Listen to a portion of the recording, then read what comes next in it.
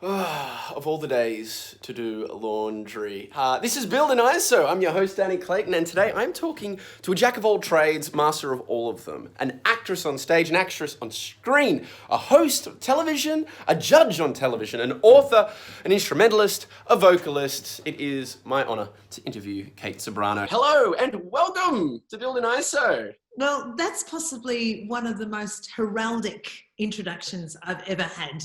You've certainly done some things, and it's funny. I was talking with a friend about how there's two kinds of people in ISO. There's people that kind of lock away and they don't do anything, and then there's those other people that seem to be doing everything. And I think that you're one of those people, Kate Ceberano. You've been keeping busy during this ISO period. I think that was my reaction to trauma. And I believe that there was a lot of trauma attached to what's just happened, and still is for us in the music industry, to be honest. It'll take a while for things to settle down and actually make sense. The new normal will never be anything like it was. And certainly looking forward, I simply wanted to do something rather than sit and be a miserable effect. It was actually really impacting on me. And as you know, I mean, it's been impacting on a lot of people who've had to stay inside. I mean, I've seen a bunch of the work you've been doing while you've been staying inside. I mean, all of us got to enjoy, I loved your Bliss and Esso collab when you did the music from the home front. Yeah, that was amazing fun. I loved it. Yeah. What I loved in particular was that the one of the artists from Bliss and Esso, who hadn't ever heard of me and was obviously too young to even know, I think he's American as well.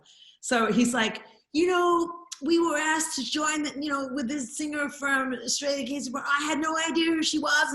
And he turns to his television at the time and he's like, and look at her, she's freaking slamming it. It's like, I thought this is actually, it's a very interesting time, isn't it? Where it's a great leveler. The whole thing's made us even more and more connected and more human. Well, I mean, it's like you do have big ballads, but clearly you have a big heart also.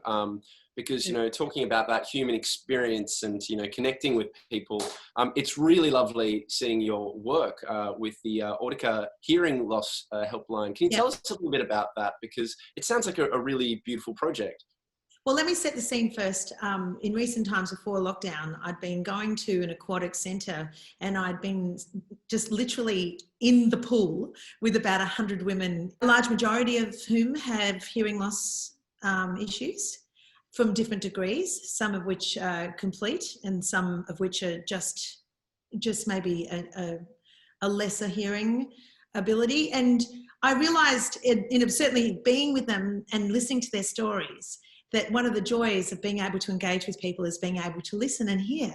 And if you can't do that, then it can somewhat reduce your ability to be connected with the world around you. When Audika came to me and they told me that not just that small community, but actually 3.7, I don't know what the stats are, it's enormous, almost 3.9, almost 4 million people in Australia have hearing issues. It didn't surprise me, but it shocked me to think that there were that many people who felt that they were alone. Yeah, it's so funny that, you should talk about this. Just yesterday, I spoke with an Australian actor / musician, Rick Herbert. He's in this band called Get Rich. And he was talking about how, as a musician or an instrumentalist or a vocalist, one of the most awful things you can ever experience is maybe accidentally getting blasted in the ear by your inner ears. Or sometimes if a noisy motorcycle goes past, it feels like someone, maybe by accident, or maybe, if they're showing off, it feels like someone's taking something from you, like the essence of a musician. Is that something you'd agree with? Absolutely, but it has even more to do with that. It has to do with like balance and mobility and the ability to feel that your understanding, which, the greater you have an understanding for anything, whether it's a situation, a person, for yourself, the greater understanding you have, obviously, the more you're able to govern that situation. Now, if you can imagine in lockdown, there were people at home and they were unable to have that they couldn't see one another. So all of their perceptions relating to vision and understanding how a person's reacting to them is there. And you put that extra additional insulation of a hearing loss, and you've got a person who's stranded in a barbed wire canoe with no paddle, you know. And I've worked with a lot of artists, some of whom are very famous and very well known, who have an almost complete hearing loss. And that has actually been precipitated by, as you said, by new equipment. You know, we were trying to find out what sort of equipment would service us as musicians. Perhaps also needing to feel it. So I know from rock and roll that visceral feeling of being immersed in this loud, all over corporal body, sort of, you know, smashing you in the head with music can be kind of fun. Yeah. But unfortunately, obviously that's self-induced, and there are some people that escape from harm, and there are others who actually will be injured for a life, and that is devastating. But there are other people who are simply born, like one of the girlfriends that I did my independent broadcast, we did a music program every Friday night here through lockdown. And her sister and her mother, they work in a prenatal ward where they check hearing with babies, newborns. And her own sister as well has a hearing aid. And it gave me a greater sense of that you need to offer more of a service that's detailed entirely for them. So we were working, I've enlisted a few fans who know how to sign. So we send out all music, and I actually get also actors to read from favourite novels, and they sign them out there. And so on my website, I've got these lovely fans who'd offered to sign all of my songs and all my favourite. Passionately, that would be amazing.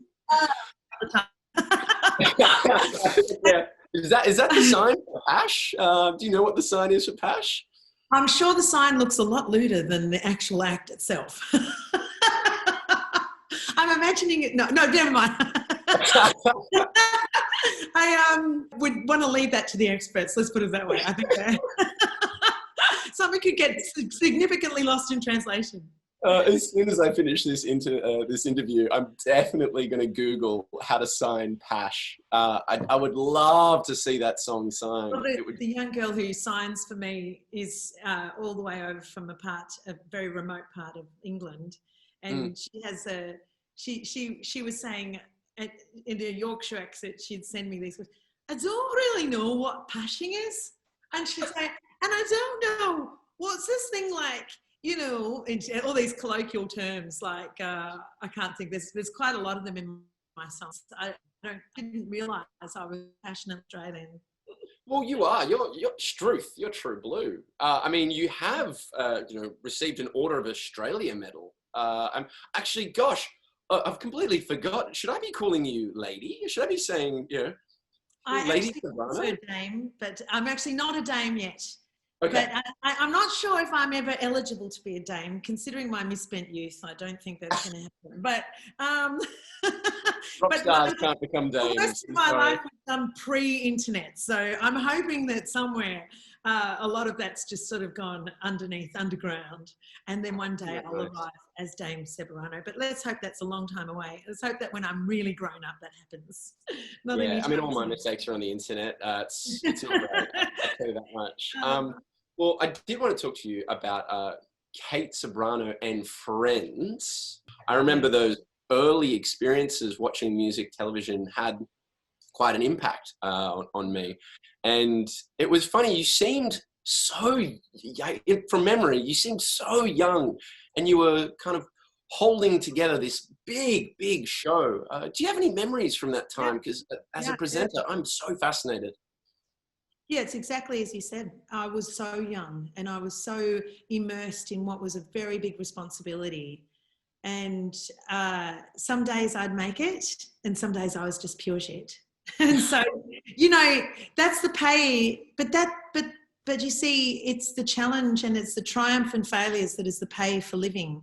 I consider that to be actually a more honourable pay than to practice something so that you're practice perfect but have no emotion. I believe music is a living thing, just as I believe communication is a living thing. I know that I was talking to you mostly because I was representing, and I am representing Audika on this I know that people marginalise other people based on the way we look, the way we act, the way we speak, and the way we accept each other's communication. During that show, my prime struggle actually was wishing that I was more experienced than I really was. And there were things within me that I didn't have the power to communicate. I couldn't tell the producers, I wasn't wise or mature enough to tell them that I would rather not do that song, but I'd rather do this song. And I know that, look, if there was part of this damage that's occurred and in this time, it may be irreparable. I don't know, but I'm looking at my 16-year-old daughter today, and she, for the fact of being inside, she's internalizing a lot. Does she have the power to be able to express what's happening inside? Or maturity? I'm not sure. And so does she get the right amount of care? I only wish as the parent that I can give that. But definitely has put a light on how, you know, you've really got to learn how to be able to ask for what you need. And if there's one thing about that show, I want to go back and do it again, which I did in my house during lockdown.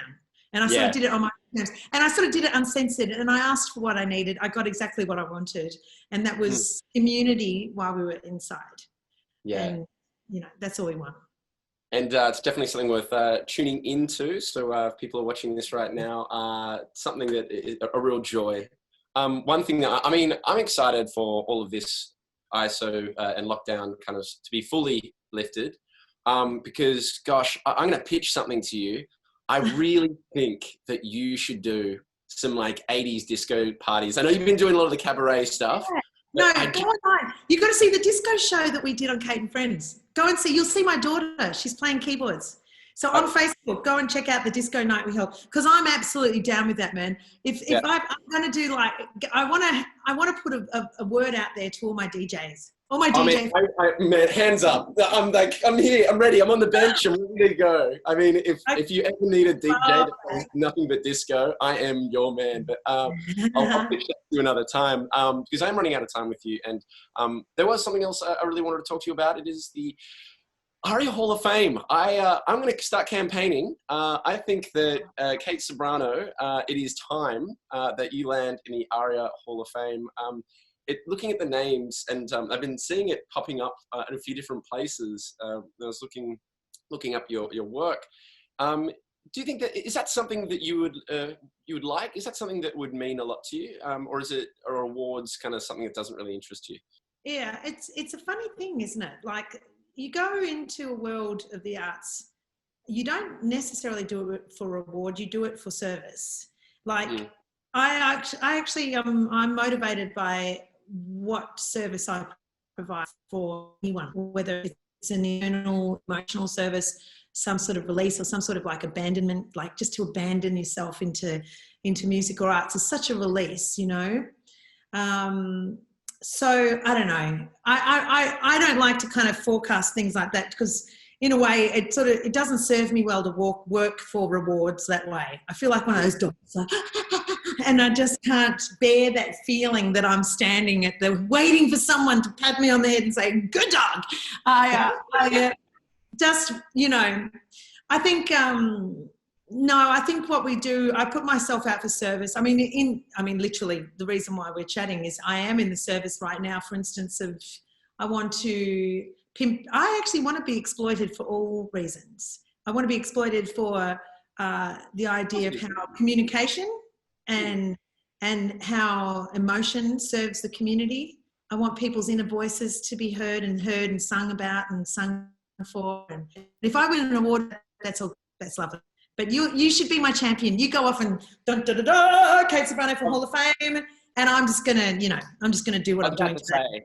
I was about to say, I'm gonna start my campaign now. # Kate Ceberano. Very nice. Very nice. Out if you're watching this, just an idea. And I do need to let you go. So before I let you go, I need to ask, because people watching this often, you know, will come up with their own questions, and I would never want to like not ask the obvious one, and that is, look at that painting. It is sensational. Oh my God, it's been staring me in the face the entire time.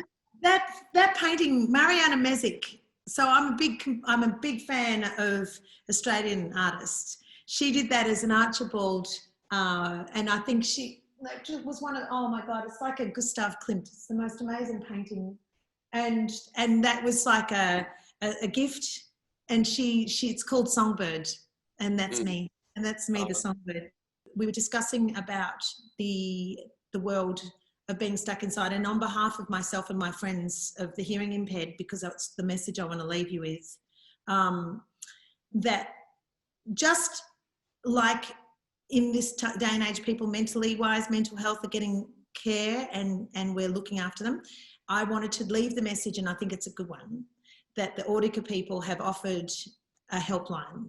And so if there's anyone out there that's stuck inside and needs to get some care and help, and they need to chat to people, lucky you, because you've got a helpline. I think I just want to give them a call just to say hello, because I'd like a little bit of counsel sometimes. That'd be nice too. Maybe I can call you and you could be my helpline. You could be my helpline towards how to get out there and play more disco music. I'm happy to lift you up whenever you like, Kate Ceberano. Yeah!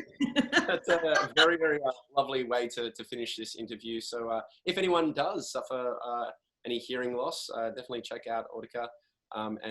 Yeah, do some research, and if you need help, ask for it. But Kate Ceberano, thank you so much. Dame Kate Ceberano, Lady Ceberano. And what a dame. She's a freaking dame. Thank you so much for joining me on Build in ISO. Thank you.